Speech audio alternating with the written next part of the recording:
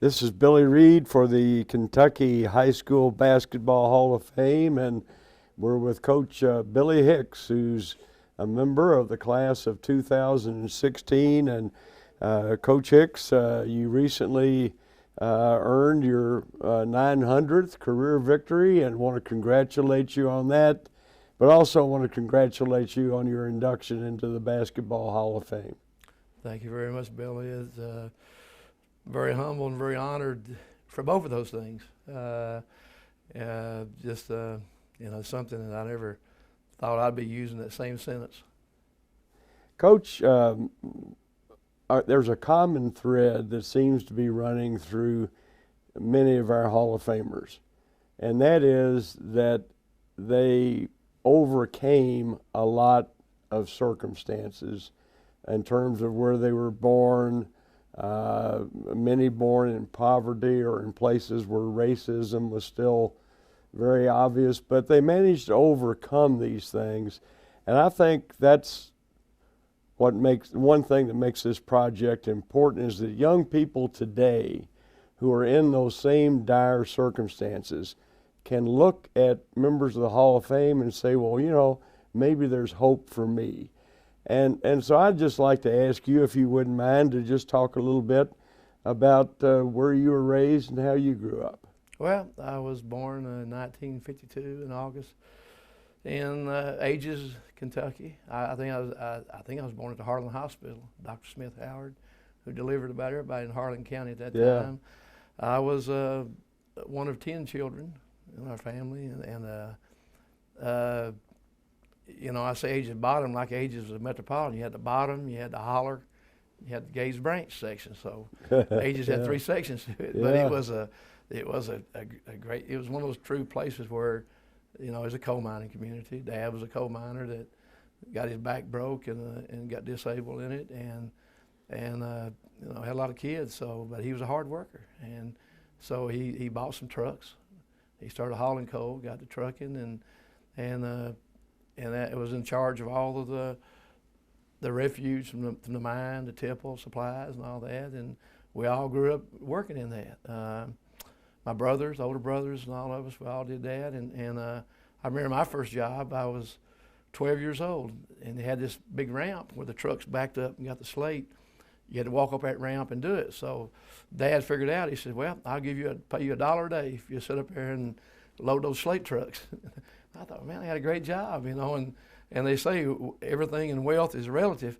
I had $1 a day when none of my friends didn't have a penny. Yeah. So I was the richest kid in Aegis.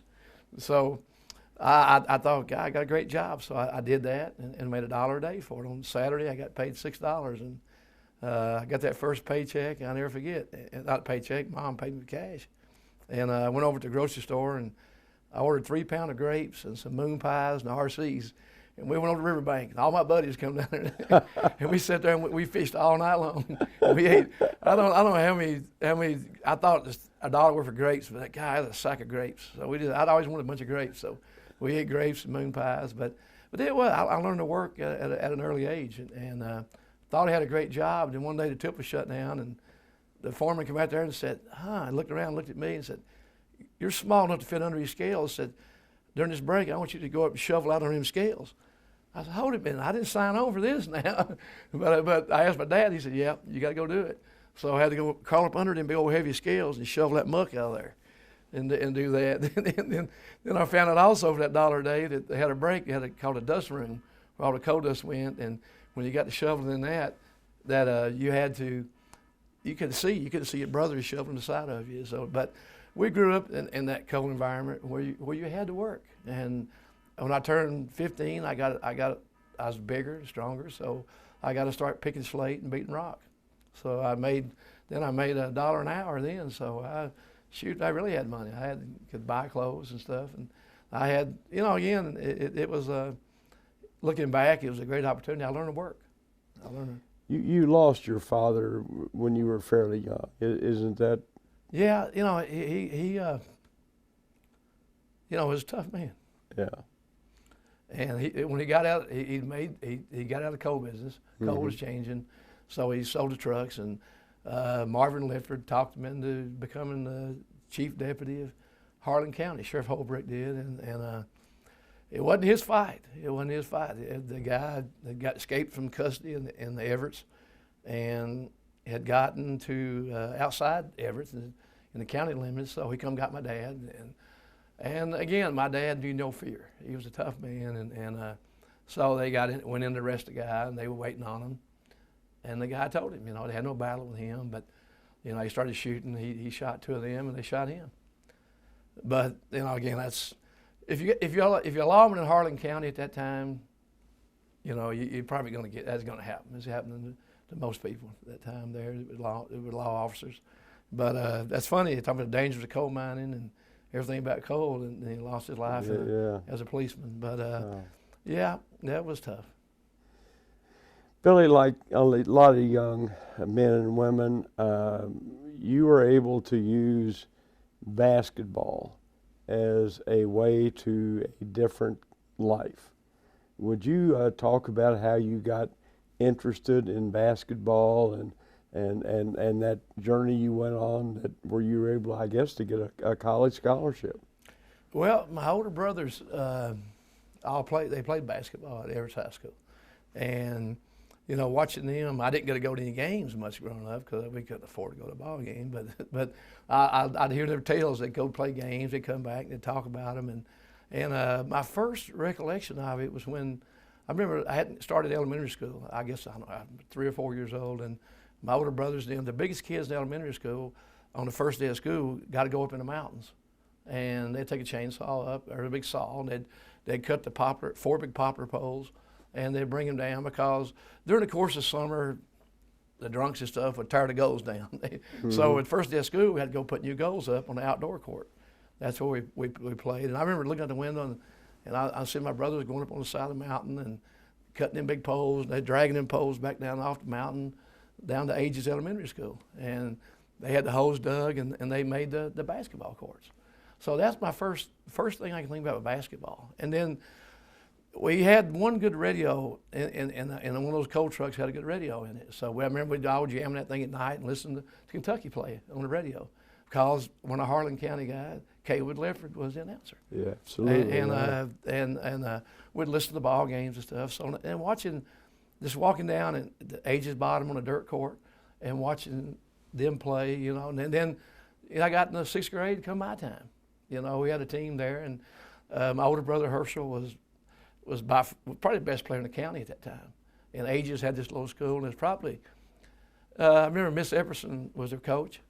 She called us in, and the first part, it's a tough thing about that. But I remember Miss Epperson, we had a bunch of, our school was the Bulldogs, and I can't remember, Aegis Bulldogs, and she had a bunch of those National Guard shoes. Yeah. And she put us on those and put a uniform on. I thought I'd accomplished everything. And I was playing for the Aegis Bulldogs. And I was 6th grade then. And we had a good team. We finished, out of probably 30-something teams, we finished 2nd in the county, because we just got the ball to Herschel, and he could score and do things with it. But that was, we really felt through ball, and I really felt like, God, I'm playing ball. Yeah. And I remember when I was 10 years old, somebody said, well, this guy that come with the rail, delivered the coal there by the ball field Aegis, when they come load out the railroad there, they had a little break in the action sometime. Those engineers we playing ball on the baseball field. And he watched us, and he said, well, we're going to start a Little League baseball team at Evarts. Said, I want you boys to come try out. But he was smart. He said, now when you try out, he says, don't catch the ball when they hit you flies and stuff. We were played baseball, and we got to catch anything. So I remember when Charlie Hunter was the football coach at Evarts High School then, and he had a team up there in Lions, and he was trying out, and he hit us fly balls, and I couldn't catch it, I would drop the balls, and it was P.O. McKnight. So P.O. was a coach of the Masons, and so when they had a draft, P.O. drafted me, my Herschel, my brother, drafted every one of us. Well, in 2 years, we've beaten everybody 30 and 40 to nothing. so I'm saying is P.O., like, I learned them about coaching, get the best players. Sure. But we played baseball all the time. You know, coal mine would give us a mitt, a baseball every now and then. We'd take those bats and we'd tack them and tape them and do that. But, you know, to cut it short on that, Bill, is that I learned I could beat somebody through sports, that I felt I was pretty good in sports. And the teachers give you special attention. You know, and the only thing different from me than everybody else in my grade in school was I made really good grades and I could play ball. So the teachers liked me. The teachers liked me, and then so it was fun then. I never forget of course, I guess this is something for history. The paddling, I didn't get many paddlings. My brother Hersh got paddled a lot, and I remember when we had a rule: if you got paddled at school, you got to whip it at home. And we walked to school in the morning. We walked home, eat lunch, and walked back to school. And I had some older sisters there, and they loved to see you get whipped, I think. I remember one time Herschel got paddled twice that morning, and we walked home for lunch, and Mom said, we walked through the door, and first thing at the door, Mom, guess what? Herschel got 2 whippings already. Gosh, and I'm looking at Herschel. He was mean, but I felt sorry for him. He thought, God, I'm going to get whipped again before lunch. So Mom said, you want it from me now, or you want it from your dad later? So as a no-brainer, you said, you wanted Mom to whip you. Sure. and so I remember that happening. But I remember the first day of school in the 5th grade, I got a pair of shoes. We went barefooted all summer, but the day before school started, we got a pair of shoes, a pair of pants, and a shirt. And you wore them the first day of school because they take pictures and stuff. And during recess, the very first day of school, we was out playing basketball, and this guy went to challenged him a shot or something, and got his finger hung in my shirt and ripped my shirt. Oh. So God, when he did that, he was a good boy. Looked back, a good boy, a good friend of mine, and we just went to fighting. Because, man, he tore my new shirt. So we fought all over that playground, and then I remember Miss Skidmore took us in. She didn't want to whip me. She said, I don't even have a paddle yet. So I remember one little boy said, I know where one's at. God, you ain't got this paddle. That thing was about 2 feet long, had holes all in it. I thought, gosh almighty. And she wore us out. I didn't fight no more that year. but it was a great place to grow up because we walked to school every day. We walked home and eat lunch. We walked back to school. And it was, I guess you're not going to have that anymore. Because, and when I was 10 years old, we like I say, we heard you're going to have the Little League team. So me and my brother, it's a world where all it was coal miners going up and down the road to give you rides, and we hitchhiked everywhere. So I was 10, Herschel was 12, and we said, we're starting a Little League at Evarts. We said, tell Mom we'll be home before dark. So when school was out, we walked over to Ages and started hitchhiking. And we hitchhiked to Evarts, tried out for Little League baseball, and we hitchhiked back home. We did that every day, just to play ball. And you played at Evarts High School? Played at Evarts High School. Who were your coaches there? My coach was Doyle Troutman, was a high school coach at Evarts, and it was, I talked to a lot of my friends in the mountains, and they grew up in an environment where it's a big basketball environment. Evarts wasn't a basketball environment. Evarts was dominated big by football at that time. Yeah. So to play basketball, it was really hard on you. You had to find places to play. You couldn't get in the gym. So it was really tough. I just played on dirt courts. We played everywhere they had a dirt court. In the afternoon, we'd go there and play. And my first games at Ages, we didn't have a gym, so we got the rock dust from the mine. The mine gave us rock dust, and we would take that rock dust and line our courts off. And then actually hadn't played in the gym until deep in the season. It started getting colder, and we played in. And I remember everybody talking about now these glass backboards. Coaches saying these glass backboards, you got to be careful because that ball will bounce off of them. And I remember shooting them layups. We were so careful because we were scared of those glass backboards because we never played on one. But we'd line the courts off with rock dust and play, and then halftime you reline them again. And at the end of the game, your legs we sweat a little bit and have it mud be caked on the side of your leg and everything. And it was, it was really a lot of fun. I thought I'd died and gone to heaven. I was playing ball. Did you all ever get close to the state tournament when you were in high school? Never. We got to the regional semifinals my senior year, and I thought we played Knox Central, who had a really good team, and and at Union College. And I thought going down that game, we really had a chance to beat them. But I'm talking about playing Knox Central right there in Barberville at Union College. There's a reason I got 3 fouls the first quarter. I knew we never had a chance. And they had a really good team. They lost a really good PRP team. The officials were giving it to you even back then. Looking back now, I think we had no chance to win that ball game. But going down there, we thought we did. But it was. When was the first state tournament you ever saw? I came back and I was coaching at Evarts. I guess back around 1978, 79, somewhere in there. I was coaching. I never got to go to the state tournament growing up. I couldn't afford. I didn't know they would listen on radio. I'd listen to Jay Laszlo and those guys. I'd listen to all of them. When I was in the 4th grade, Miss Ball, our 4th grade teacher, bought a radio. Harlan was playing in the state tournament. That's my first contact with the state tournament. She bought a radio, and WHLN Harlan was broadcasting the Louisville Seneca Harlan game. And all I heard was, Harlan had this really great athlete, Charles Tabb, who went out west and played and went out to Trinity College out in Texas and played really. It was a great athlete, but I remember the first game, listening to the radio at the first, and I knew enough about basketball, I knew what an alley-oop was. And it said the first time down, they alley-ooped the ball to Wes Unseld. I said, and he dunked over Charles Tabb. And I thought, man, he's dunking over Charlie Tabb. And I was pulling so hard for Harlan, but Wes Unseld and him knocked him off first round. I saw that. I was there at that game. But that was my first contact ever with the state tournament. And Mom bought this console radio, Victrola thing. It had a turntable in it, and it had a radio in it. So I'd go in the living room, I'd turn the radio on, I'd listen to the state tournament, listen to all that, and all up through the ranks, the Ashland teams, all the great Louisville teams at that time that come through there, and Breathitt County had some really good teams at the time come through. But I never dreamed of going to one. You couldn't afford to go to nothing like that, And again, my mom and dad are great people. My mother's one of the smartest person I've ever known. Never went to one day of school, but can read anything, anywhere, any place, and do math. I mean, brilliant lady. And my dad was the hardest worker, toughest man, the hardest worker I've ever met in my life. But they didn't go to school.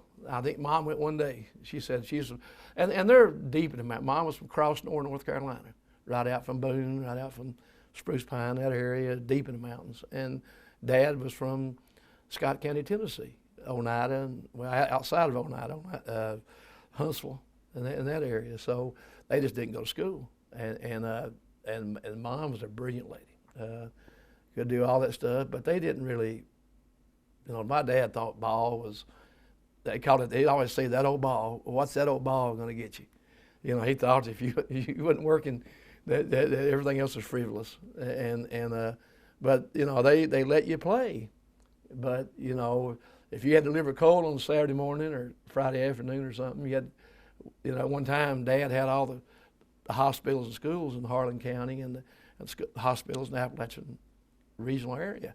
We had to deliver coal. You had a ball game at night. That's tough. You still had to shovel about 8 to 10 ton of coal that day. You had a lot of coal to shovel, and you had to keep like Whitesburg Hospital. You had to keep them in coal. So I remember my brother and I had to get in there and Dad would raise that truck up on that Stoker coal, which is old coal, and you got to get there and pull that stuff back because if it jammed the chute up and spilled outside, it made a mess and he was in trouble. So you had to get it. So, but I remember. We had a Saturday game. That's why I hated Saturday games because we always had to shovel coal on Saturday. So when that old ball enabled you to get a scholarship to a pretty good college, how was that looked upon in your family? Was there a big cause for celebration, or is there still some, college? What's this all about? I'm not sure. I think they were proud of me. They wanted me to go, but I'm not sure they really. My first year I went down and I remember after my last game at Evarts that year at Evarts High School, I'll never forget, late in the season my shoes had tore up. So I think by the last month I got another pair of Converses, so when we got beat in the semifinals of the regional my senior year, I remember the coach said, "Wow, those good shoes." And they took them up, so I didn't have any shoes. So I remember when Coach Alan LaForce and Paul Phelan at Cumberland College wanted me to come down and visit and play some and everything, but I went down there and I found I guess it was an old pair of track shoes somebody had there. I borrowed them and went down there playing them. So Coach Phelan saw those, and he always kidded me about that later on. He said, and when he coached at Williamsburg a while, we played, and he went by and he said, "Billy, that's all the shoes you got?" And I said, "Yeah." He said, "Well," I said, "Come, let me get you a pair of shoes." He ain't got a pair of shoes, and I played, and I put those and I gave me a pair of shoes that day. Chuck Taylor All-Stars. Chuck Taylor All-Stars. That was a shoot. But anyway, that was a. But College of Charleston, Alan LaForce had just taken that job, and he was a friend of mine, Denny Bird, at Williamsburg. Denny used to teach at Evarts, and Denny had told him about me, and so I went down to visit, and he liked me, and wanted me to go to College of Charleston, but he had some scholarships he had to get freed up, so he said, "I want you to go to North Greenville Junior College."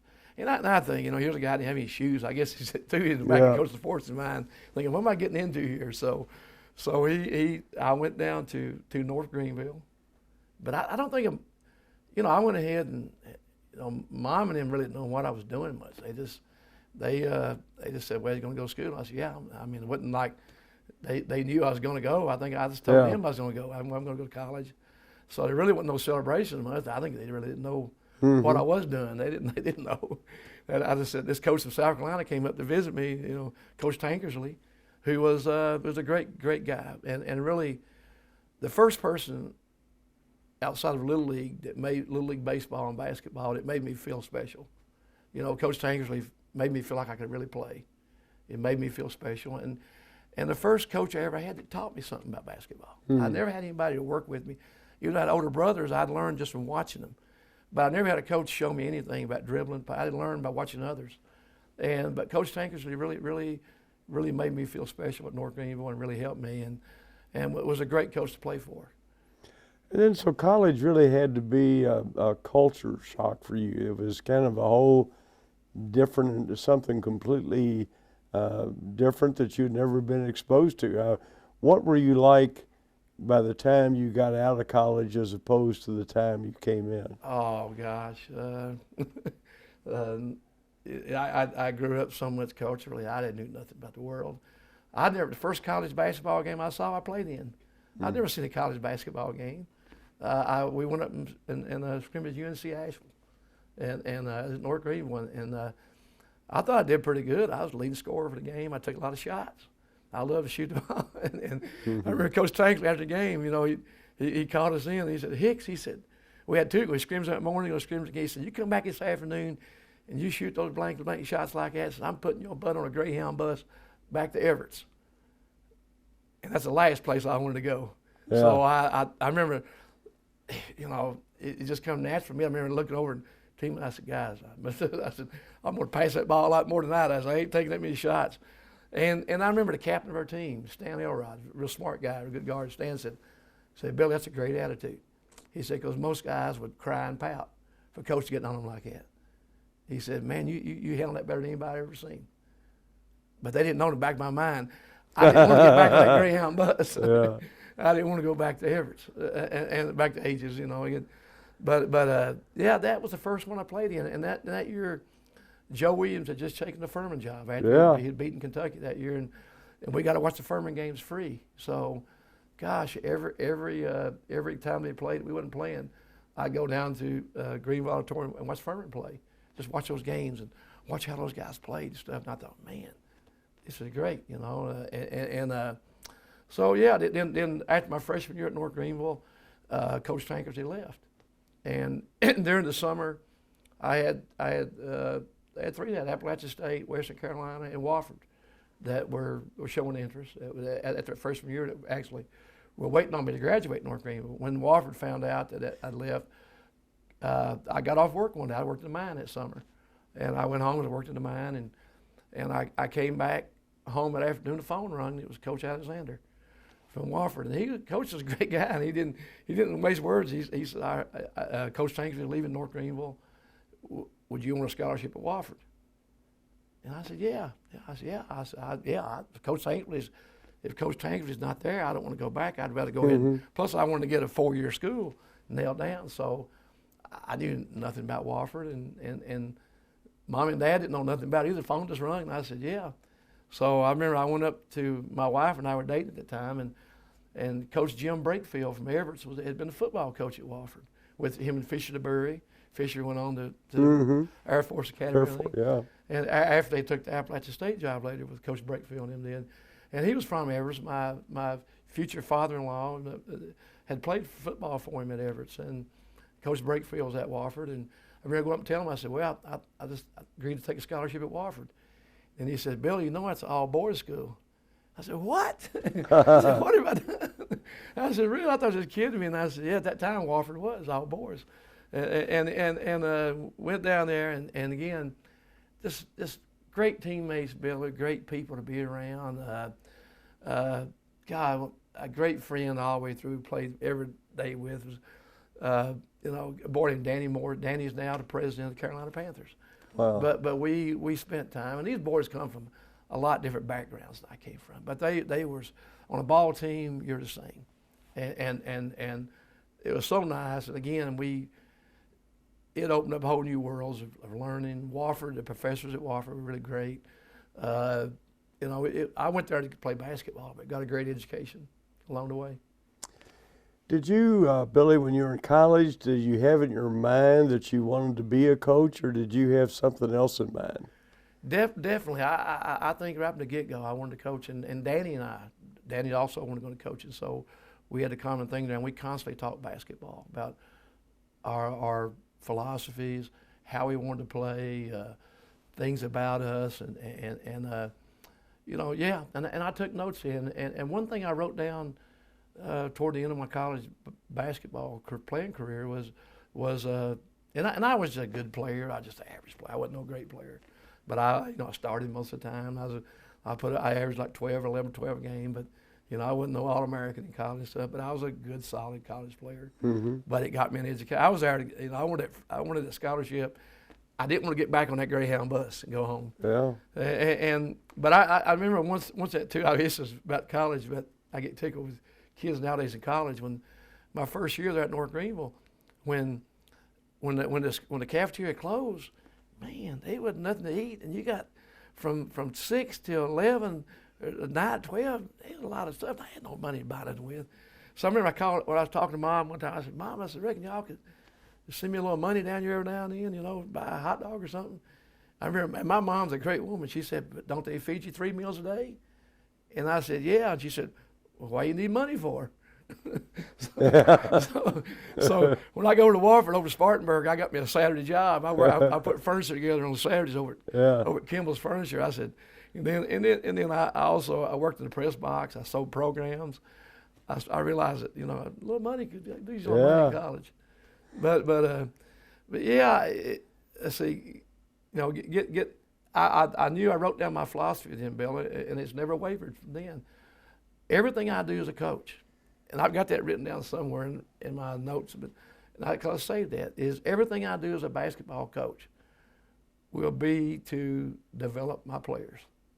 My style of play, my drills, everything I do, because you've got to have players, and you've got to develop those players.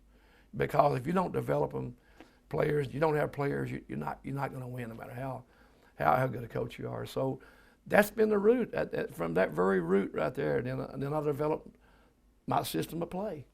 I developed the style of practice. Everything I've done as a coach evolved around that thing to develop my players. I wasn't going to play slow. I was going to play man-to-man 99% of the time, because that develops our players the best. I've never wavered from that.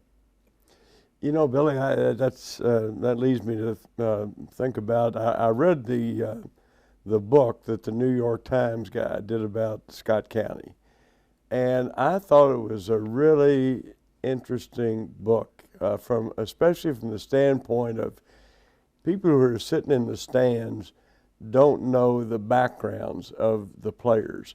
And it seems like so many of them have family problems or learning problems or some these different things they have to overcome.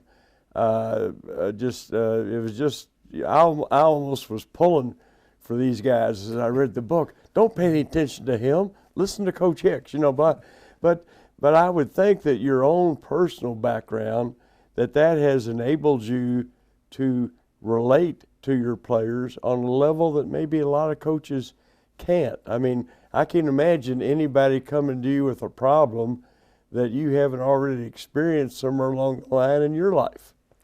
Well, I think one thing that helps on that is you know how you try to see how the other person feels, what they're going through, what they've been through or something. Yeah, I think all that experience pulls in, and I think too when you're growing up pretty tough is that you learn to observe.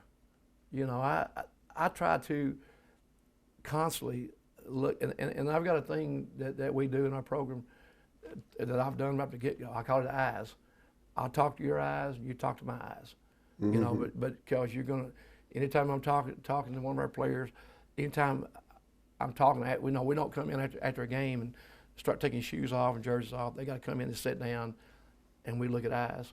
Before every player comes on our practice every day, I'm the first on the court. I want to see every player's eyes, look in their eyes before practice to see, and we'll go by and say something to them. We maybe spend 4 or 5 minutes to come on the court and everything, talking and doing that. But I think you have to do that. You have to be aware of what's going on with them, and even still sometimes, Bill, you still get blindsided sometimes with things. But yeah, I think my background, I've been around some, like you go to Wofford, Wofford has some of the richest kids in South Carolina going to Wofford, and I may be the poorest kid ever went to Wofford, but what I'm saying is everybody fits in. You're exposed to all of that, Mm-hmm. and I could go in any home. I could go in the wealthiest home in Georgetown, or I could go in the poorest home in Georgetown and feel just as comfortable in each.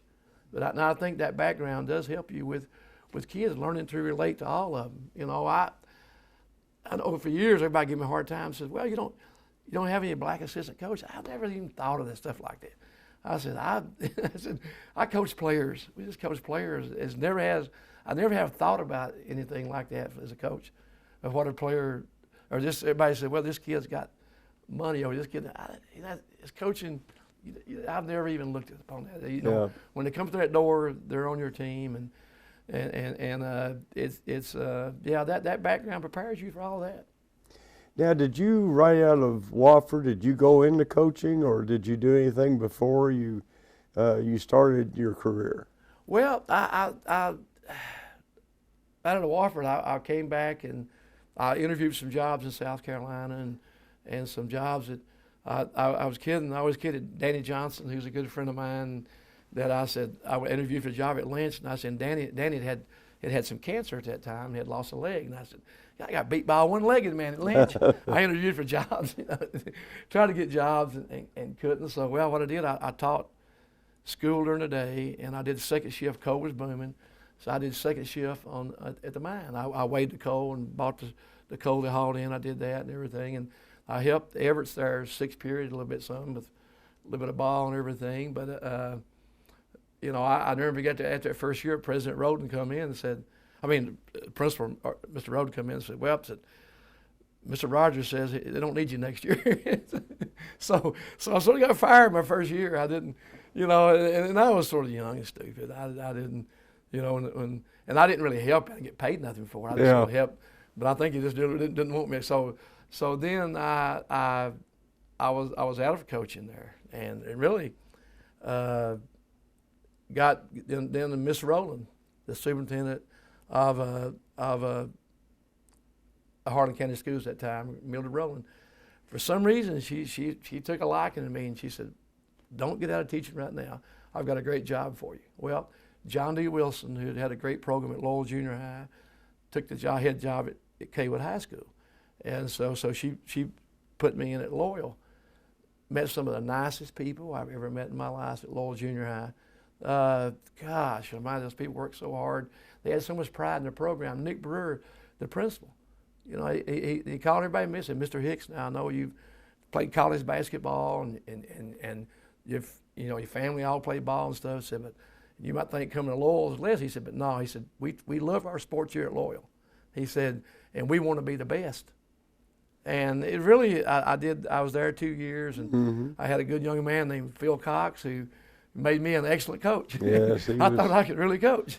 He was a shooter now, boy. and then the flood came that year, and my wife and I just got married that year, and Cumberland River came right through our house, and I remember packing her out on my back, you know, and getting out there and just wading through the water, and we lost, all of her great gifts we got for getting married, and all the showers that people at Lowell gave us, all that got flooded and everything. Oh, so man. That spring, battling through that, I got offered an assistant coaching job at Limestone College. And I went down to visit, and I saw those flowers, and there was no dust, and nothing had been flooded down there. So I took that job, and my wife was able to also, she's in college at that time, so she was able to go to college free, and so we moved to South Carolina, and that was a good experience. And I was a horrible assistant coach. I look back now and I think I should have got fired the first week because, I wasn't good at just being bossed around or being good at sitting and do menial things. I had to do a lot of stuff. Coach Rose was a good guy, and he should have fired me right off the bat. But that spring, I got offered a head coaching job back at Evarts, my old high school, and I think Betsy's mom and dad were wanting my wife Betsy to come back and to Evarts too. So and so I came back that spring and took the Evarts job. And gosh, first day there, I walked in a gym and it really deteriorated. It was bad when I played there, but it really deteriorated a lot since then.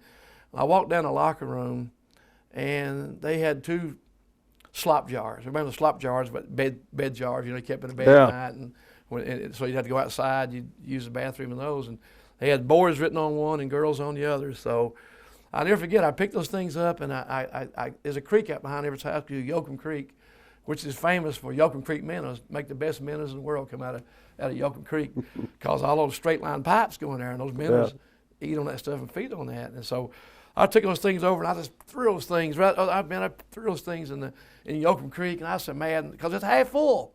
Them things about half full of crap and everything. And so I walked back in, I was sitting in the gym, the guy, and I washed my hands, I was so disgusted.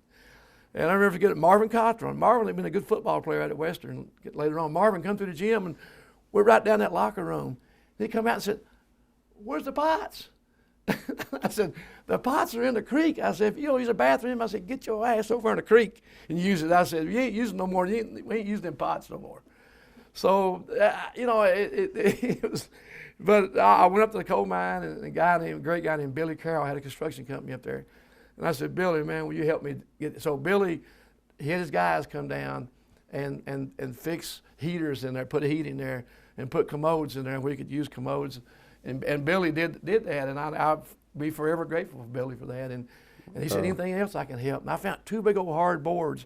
We only had 2 goals at Evarts because, and anybody knows my coaching, I like to keep every kid active. Yeah. When every kid comes on that floor, I want him to have a ball in his hand. Like, I remember my first day at Scott County, I walked in the gym, and great guy, John Crickler. John was the athletic director, and I said, "Mr. Crickler," I said, "where's the basketballs?" And John said, he looked, counted one, was playing with one lady said, "You got 2," said, "You can't play with one at a time." John said, "How many you want?" I said, "John, how many kids in this gym?" He said, "About 30. I said, "I want 30 basketballs. I want every kid to come to the gym and have a ball." So, but Billy came in, and he put those 2 goals, put 2 more goals on the side there at Evarts, and when that gym falls down, those goals will be there, and they're still there. But we took that job the first year, and gosh, it was but we worked our tails off, and we went 10-16, the only losing season I've ever had as a coach of teams I've coached. But those kids were great kids. God, they worked so hard, and we went to the foul line and missed 2 free throws to win the game in the district that year. That could have won the first district game Evarts had won. It could have won I guess since I played. Yeah. You know, it was really, really tough.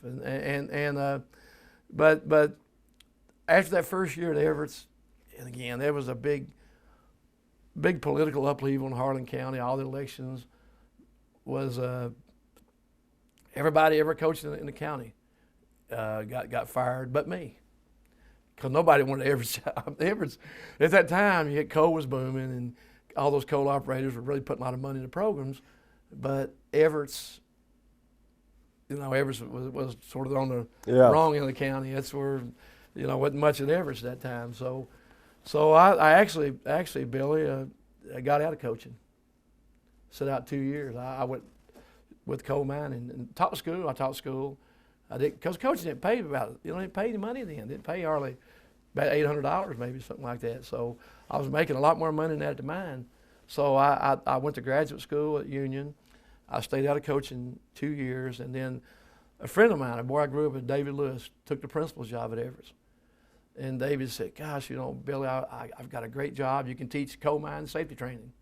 And I did through all the training, so I could get kids certified to work in the coal mine, and it was a good job because I wasn't in a regular classroom. I taught coal mine safety training. And he said, "Will you come back and take that job?" And so after sitting out 2 years, I came back and took that job, and I taught coal mine safety training. I got kids, when they left my program, they were certified to go on the ground. The first year, I knew we didn't have nothing. We had nothing coming again had nothing. So I scheduled a lot of schools over in Virginia. Somebody said I was a tobacco coach, got a tobacco trophy for Virginia Coach of the Year. Yeah. Because we won a bunch of games in Virginia. And then the first year that we had a winning season. We had a winning record, won I think 14, 15 ball games, and then the second year at Evarts, that second year taking back over, you had Kirk Childs. You know, coal was booming. They brought Kirk in from Lexington and gave Kirk a house, a car, and all out at Kaywood. They brought the guy in from Bristol, Tennessee, up at Cumberland, and gave him Happy Osborne's dad. Happy's dad had been the superintendent at Lynch, and gave him a house, a car, and all that. And so I was sitting there at Evarts. Man, what am I going to get? Yeah. I lived in the church parsonage, and part of that deal was I had to take care of the church. My wife and I were the janitors, and I never forget, they had an old stove. You say with janitor, well, it's not bad for a church, but it had an old furnace, and it had like 20-some holes in that thing. To clean that furnace every day, you had to poke that hole in there and bring that soot out. Then you had to clean that soot out and do all that. And it was what they gave me because I was at Evarts. But and Kirk's a great friend of mine. Kirk Childs is one of the best high school coaches ever coached in Kentucky. And the guy that brought him from Bristol probably would have been Bill Berta, who had great success over there. And because coal was booming and there's a lot of money in there at the end of those places, it just wasn't in Evarts. But that year, I knew we could work.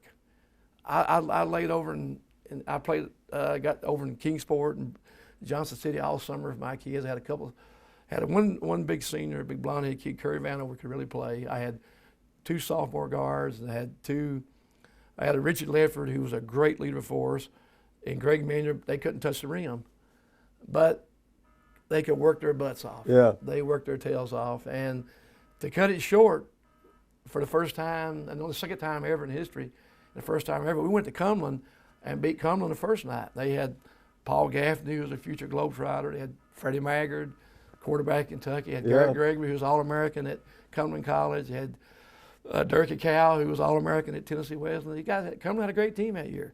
And we beat them first round of the district that year at Cumberland in that little gym.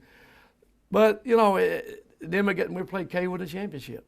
Kaywood had, you know, both Sanfords. Had Nick Sanford, Nick's older brother. They had David Hensley, who was a heck of basketball. Kirk Childs had a great team. They were ranked top 10 that year. And lo and behold, we beat them in the championship. They won a district up there. So Evarts came back, and nobody knew what to do. So somewhere they got the fire truck started. I didn't say a fire truck, the fire truck. So they went back to the gym. They got the fire truck out and then run around town. And that was only second time Evarts in the history of school ever won a district. First time, I guess, in 30, 40 years. Wow. And went back and had a great celebration. I mean, it was so great. And then we went to the regional tournament and we lost to a Middlesboro team that year. He went on and went to state, and we'd beaten Middlesboro about 15 late in that season. So we ended up having a pretty good basketball team. Great group of kids. Dave Parks was my assistant. Was a great assistant, and it was a great time. Well, about 3 weeks after the season was over, which after the game that night, the superintendent told me, he said, "We're not going to let you do this again." So I didn't know what he meant, but so some of those people on the school board, I got my first good taste of politics. Well, I had tasted politics before, but my big taste of politics was, a few weeks later, they passed the Billy Hicks rule. I'm a low coach at Evarts, but the Billy Hicks rule was that you could only play 2 weeks during the summer. The Harlan County School Board passed that because I'd been playing all summer, and getting those kids.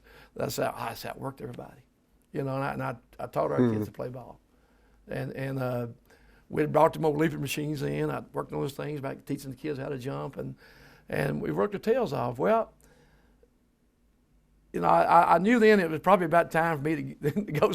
And Mabel Collins, every morning, Mabel was a sports writer for Harlan Daily Enterprise. It was a long time. I don't know. Yeah. It was a legend in the mountains. Well, Mabel liked me for some reason, and she called me every morning. And then she said, "Billy," she said, "will you come to Harlan High School?" Well, I loved Evarts. I was an Evarts boy, and I loved those kids at Evarts. They was the best kids that I'd had in the world. But I knew that I was really going to have a lot of trouble coaching basketball at Evarts like I did before. And plus, who's going to come play me at Evarts? I couldn't get games. Nobody's going to come because we'd gotten good. And now nobody's going to play me at Evarts. Harlan was in the SCKC. I could play Corbin and Middlesboro and all the schools. So, and I know we played Middlesboro that year, late in the year there at Evarts, and they picked it up because they thought it'd be an easy win. But now we got pretty good. So after that night, Brenda says, "I'll never come back here again." And Larry's a good friend of mine, Larry Brenda. And Larry said, at night it was snow had been on the roof. It started melting. It was coming right down through the gym on the roof. Gosh, and so I had the custodian to go out there when the ball's on one end, he had to mop that water up and come back in the other end. So finally, and Larry went to call. We had them down about 12 at halftime. He said, "We're calling this game off." I said, "No, we're finishing this game." So we finished the game. We beat Middlesboro. We had a great team that year. Beat him that night, and he said, "Hey, I'll never be back here again." And nobody's going to come play us. So what Harlan, I took the Harlan job. I went to Harlan because. What year would that have been, Billy? What year? That was in 1983. Okay. 1983. I took the Harlan job, and because I think it gave me a chance to play better competition and stuff. Because Evarts was in the old Cumberland Valley Conference, which I'd played in, but it was Cumberland Valley Conference with consolidation. We was losing all the schools. Except that's also when you started. Was that when you started butting heads with Bobby Keith? Bobby Keith. We started at Harlan.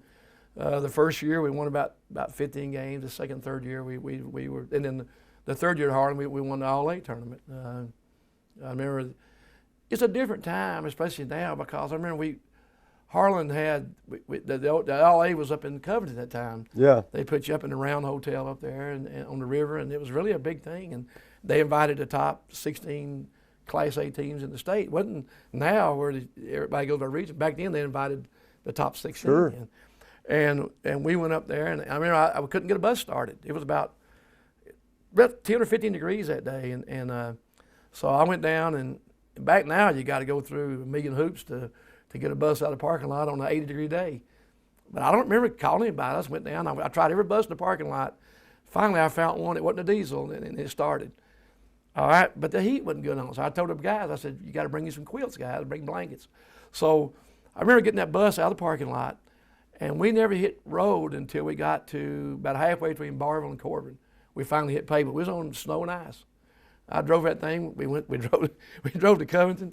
We played all week, and won the All-A. They won the tournament that year. And those kids were tough kids, but it was. And then I came that year at Harlan. I had some friends of mine at Corbin, and the Corbin job had come open, and a lot of them convinced me. Glenn Freeman being one of my good friends. Glenn said, "Bill, I think it would be." Corbin's really been down in basketball. They've really been bad for years and years and years. So I think the people down there want a basketball program. And so I took the Corbin job, and that was two things. One, I think where I grew up in Harlan and raised in Harlan, getting out of Harlan was good for me. It was good.